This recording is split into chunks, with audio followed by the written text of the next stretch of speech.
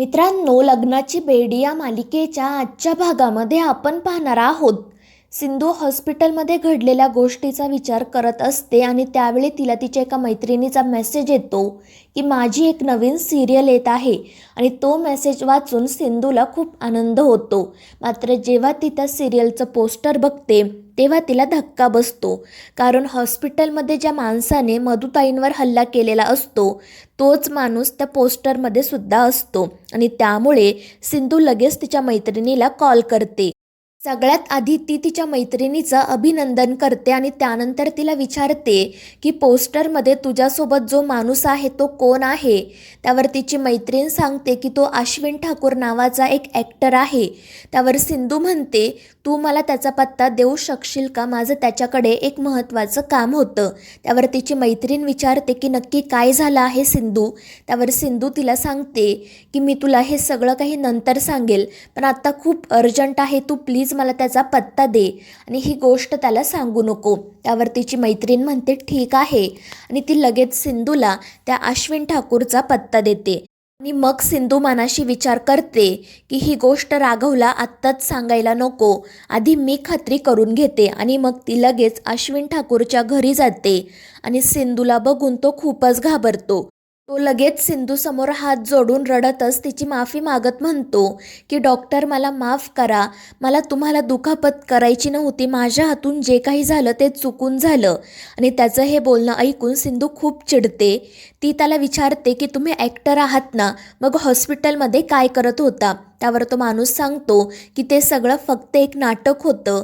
त्यामुळे सिंधू त्याच्यावर ओरडते की हॉस्पिटलमध्ये येऊन असं काहीतरी करायला तुम्हाला लाज वाटत नाही का, आणि कोणाच्या सांगण्यावरून केलं तुम्ही हे सगळं. त्यावर तो माणूस सांगतो की 2 दिवसांपूर्वी मला एका बाईचा फोन आला होता आणि त्यांनी मला हे काम करायला सांगितलं. पहिल्यांदा तर मी नकार दिला, मात्र त्यांनी मला खूप पैसे ऑफर केले आणि म्हणून मी हे काम स्वीकारलं. त्यावर सिंधू विचारते कोण होत्या त्या बाई. त्यावर तो सांगतो की त्या ज्यांना मी डॉक्टरांच्या केबिनमध्ये घेऊन गेलो होतो. त्यामुळे सिंधूच्या लक्षात येतं की ती बाई दुसरी तिसरी कोणी नसून मधू होती. त्यानंतर रात्री सिंधू राघवला हॉस्पिटलमध्ये घडलेला सगळा प्रकार सांगते आणि तो सगळा प्रकार ऐकून राघवसुद्धा काळजीत पडतो. तो सिंधूला म्हणतो की इतकं सगळं घडलं पण तू मला काही सांगितलं का नाही. त्यावर सिंधू म्हणते की राघव सर, मला माहीत आहे तुम्ही तुमच्या मिशनच्या कामात आहात, त्यामुळे मी तुम्हाला काही सांगितलं नाही. आणि त्यानंतर ती मनाशी म्हणते की मी जर आत्ताच घरच्यांना मधुताईंबद्दल सांगितलं तर घरचे सर्वजण त्यांच्यावर रागवतील आणि त्याचा परिणाम माझ्या बाळावर होईल. त्यामुळे ती राणीबद्दल राघवला काही न सांगण्याचाच निर्णय घेते. त्यानंतर राघवच्या लक्षात येतं की सिंधूच्या हाताला जखम झाली आहे. त्यामुळे तो स्वतः त्या जखमेवर मलम लावतो, हळुवारपणे फुंकर घालतो आणि राघव आपली इतकी काळजी घेत आहे हे बघून सिंधू एकटक त्याच्याकडे बघतच राहते. आणि त्यानंतर राघव सिंधूला मिठी मारतो. तर दुसरीकडे राणी तिच्या आईला सांगत असते की मी मुद्दाम खोटे रिपोर्ट बनवले आहे आणि ते रिपोर्ट सिंधूला मिळाले सुद्धा. त्यावर तिची आई म्हणते पण हे सगळं करायची तुला काय गरज होती. त्यावर राणी म्हणते की मम्मा, अगं सिंधू त्या गुंडांपर्यंत पोहोचणार होती, त्यामुळे मला तिचं मन डायव्हर्ट करणं गरजेचं होतं. त्यामुळे माझ्या प्रेग्नन्सीमध्ये कॉम्प्लिकेशन्स आहेत असे मी खोटे रिपोर्ट बनवले. आता सिंधू फक्त माझ्याकडेच लक्ष देईल, ती दुसरीकडे कुठेही लक्ष देणार नाही. त्यावर तिची आई म्हणते पण राणी, ती सिंधू डॉक्टर आहे, ते रिपोर्ट खोटे आहेत हे कळायला तिला जास्त वेळ लागणार नाही. त्यावर राणी म्हणते की मम्मा, असं काही होणार नाही. मात्र त्याच वेळी सिंधू त्या ठिकाणी येते, त्यामुळे ती पटकन कॉल कट करते.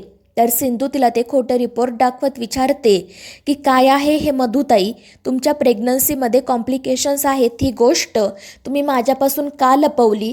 त्यावर राणी लगेच रडण्याचं नाटक करते. तर सिंधू तिला म्हणते मला तर आता तुमच्या कानाखाली देऊ वाटत आहे, इतकी महत्त्वाची गोष्ट तुम्ही आम्हाला का नाही सांगितली. तुम्ही माझ्या मैत्रिणीला हॉस्पिटलमध्ये येऊ दिलं नाही, आम्हाला फसवून आमच्या बाळाची सरोगेट मदर झालात, मग आता निदान ती जबाबदारी तरी व्यवस्थितपणे पार पाडा. आणि त्यानंतर दुसऱ्या दिवशी सकाळी राणी जेव्हा फ्रेश होऊन तिच्या रूममध्ये येते तेव्हा तिला धक्काच बसतो, कारण रूममध्ये तिचं सामान नसतं. त्यामुळे राणी लगेच खाली येते. प्रत्येक रूममध्ये जाऊन सामान चेक करत असते आणि एका रूममध्ये तिला तिचं सगळं सामान दिसतं. त्यामुळे राणीला प्रश्न पडतो की माझं सामान इथे कोणी आणलं असेल आणि त्याच वेळी सिंधू तिथे येते. ती राणीला सांगते की तुमचं सामान मीच इथे शिफ्ट केलं आहे आणि त्यामुळे राणी तिच्यावर खूप चिडते. ती मोठमोठ्याने सिंधूला विचारत असते की मला न विचारता माझ्या सामानाला हात लावायची तुझी हिंमत कशी झाली. त्यावर सिंधू तिला शांत करत म्हणते की मधुताई तुम्ही इतकं चिडू नका, आधी माझं म्हणणं शांतपणे ऐकून घ्या. मात्र राणी काही सिंधूचं ऐकून घेत नाही आणि शेवटी तिचा आवाज ऐकून रुक्मिणी आणि राजश्रीसुद्धा तिथे येतात. त्या राणीला काय झालं ते विचारतात. त्यावर राणी म्हणते की बघा ना मामी, या सिंधूने मला न विचारता माझं सगळं सामान या रूममध्ये शिफ्ट केलं. आणि ते बघून रुक्मिणी आणि राजश्रीलाही धक्का बसतो. राजश्री सिंधूला विचारते की बाळा तू हे सगळं का केलंस. तर रुक्मिणी सिंधूला म्हणत असते की तू सतत राणीला मनस्ताप का देतेस. राणी तुझ्या आणि राघवच्या बाळाला जन्म देणार आहे ना, मग उलट तू तिची काळजी घ्यायला हवी. त्यावर सिंधू त्यांना सांगते की मधुताई सतत माझ्या नजरेसमोर राहाव्यात म्हणून मी त्यांचं सामान इथे शिफ्ट केलं. त्यावर रुक्मिणी तिला विचारते की राणीने सतत तुझ्या नजरेसमोर राहायची काय गरज आहे, हे सगळं काय चाललंय तुझं. आणि त्यावर सिंधू त्या दोघींना सांगते की मधुताईंनी आपल्यापासून एक महत्त्वाची गोष्ट लपवली आहे. आणि त्यानंतर ती यांना ते रिपोर्ट दाखवत म्हणते की मधुताईंच्या प्रेग्नन्सीमध्ये कॉम्प्लिकेशन्स आहेत. आणि ते ऐकून राजश्री आणि रुक्मिणीला धक्का बसतो. त्या दोघीही खूप घाबरतात. तर सिंधू त्यांना सांगते की खरं तर हे कोणाच्याही बाबतीत होऊ शकतं. मी यासाठी मधुताईंना दोष देत नाही आहे. मात्र त्यांनी ही गोष्ट आपल्याला सांगायला हवी होती ना, परंतु त्यांनी ते आपल्यापासून लपवून ठेवली. आणि सिंधूचं हे बोलणं रुक्मिणी आणि राजश्रीलाही पटतं. त्या दोघीही राणीला याबद्दल जाब विचारतात. मात्र राणी लगेच नाटक करत रडायला सुरुवात करते. तर सिंधू तिला सांगते की मधुताई मला माहीत आहे हे सगळं तुम्ही मुद्दाम नाही केलं. खरं तर हे कोणाच्याही बाबतीत होऊ शकतं आणि माझं तुमच्यावर अजिबात राग नाही. मात्र तुम्ही ही गोष्ट आमच्यापासून लपवायला नको होती. आणि त्यानंतर ती रुक्मिणी आणि राजश्रीला सांगते की म्हणूनच आता आपल्याला मधुताईंची जास्त काळजी घ्यावी लागणार आहे. आणि मग म्हणूनच मी त्यांचं सामान इथे शिफ्ट केलं, म्हणजे मला सतत त्यांच्यावर नजर ठेवता येईल, त्यांची काळजी घेता येईल. आणि मग सिंधूच्या या निर्णयाला रुक्मिणी आणि राजश्रीसुद्धा सपोर्ट करतात. त्यामुळे मधू तिच्यावर अजून चिडते. तर मित्रांनो, या मालिकेच्या पुढील भागांमध्ये आपण पाहणार आहोत सिंधू राणीकडे एक कॉन्ट्रॅक्ट घेऊन येते आणि तिला सांगते की या कॉन्ट्रॅक्टवर तुम्ही साईन करा. त्यावर रत्नाकर तिला विचारतो पण हे कॉन्ट्रॅक्ट नक्की कशाचं आहे.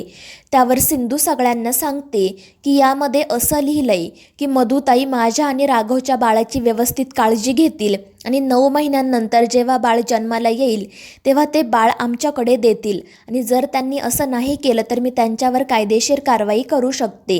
आणि ते ऐकून सगळ्यांनाच धक्का बसतो. तर राणी खूपच घाबरते. तर मित्रांनो, या मालिकेच्या पुढील भागांच्या अपडेटसाठी आपल्या चॅनलला सबस्क्राईब करा.